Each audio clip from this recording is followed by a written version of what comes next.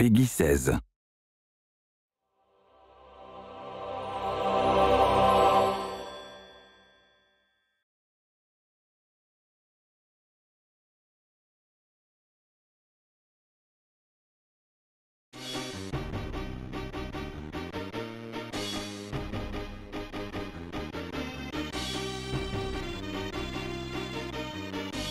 You know, there are a lot of similarities between doing art for a video game or doing art for a comic book, but there are huge differences as well. I mean, with a comic book page, you can vary the size of the panels. So you can have a really large detailed panel and then a really small intimate close-up panel.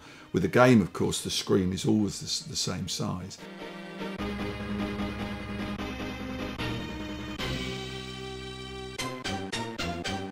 One of the things I did back in the early 90s when we were creating the game was to produce a short comic book. I think it's like an 8-page story, which is designed to be read before you play the game. It basically sets the background for Foster and his world and how he came to be and how he was adopted by the Aborigines, how he got his name.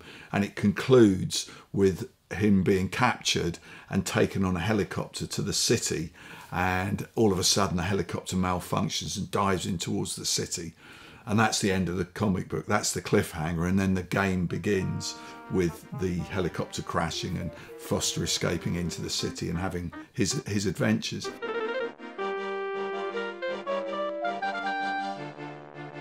One of the aspects of Watchmen that I'd really enjoyed, and the other things I'd done, was this world building thing of coming up with a world that looked coherent, that could be seen from a number of angles, and you would never fall out of that world of characters that remain consistent from picture to picture. At this stage we pass queries and notes backwards and forwards. This has got a seesaw. This was a seesaw that was going to put the dog, was going to dunk the dog in the lake, which I know is a favourite moment for a lot of the people who played the game. But I wrote at the side, Chaz, this was Charles, Chaz, I still don't quite get the seesaw gimmick. Can I have a drawing, please?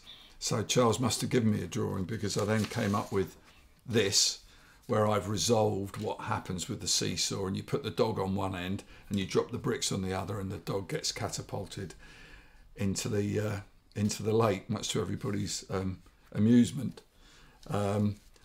And here's an even more finished version of it, where we've got an incredible tripod arrangement that again makes this whole dog chucking thing feasible. So these are the kind of things you spend hours and hours worrying about and setting out and making them work, not only functionally but also so they're reasonably attractive and understandable to look at. What was that splashing noise?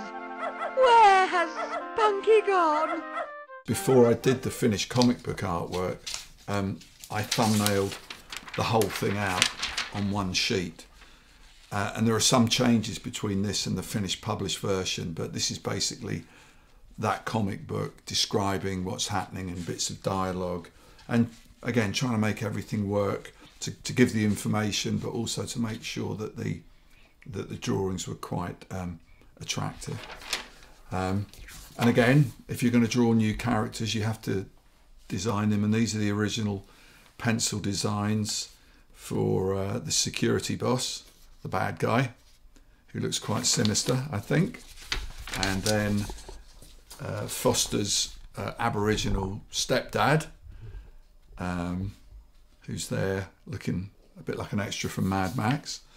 And this was the hero of our piece, Foster, pretty much a traditional square-jawed, butch-looking hero with this leather kind of Australian stockman's coat on. But again, whenever I design a character, I like to show them clearly from several angles, so I've got something to refer to when I have to draw them from different angles.